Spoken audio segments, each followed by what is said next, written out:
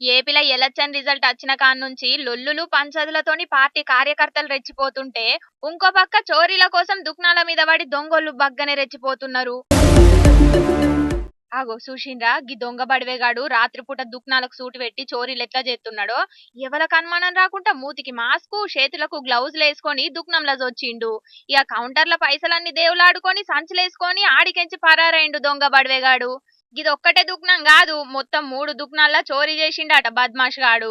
కౌంటర్లున్న 50,000 రూపాయలు ఎత్తుకపోయిండట.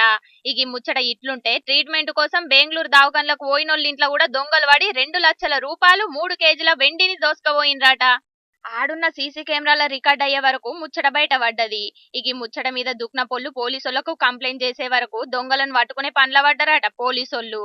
అనంతపురం జిల్లా తాడిపత్రిలో జరిగింది ఇది. ఒకప్పుడు ఫ్యాక్షన్ గొడవలకు పెట్టింది పేరన్నట్టుండే అనంతపురం. ఇప్పుడు దొంగలకు పెట్టింది పేరన్నట్టయిందని అనుకుంటున్నారట శానా మంది.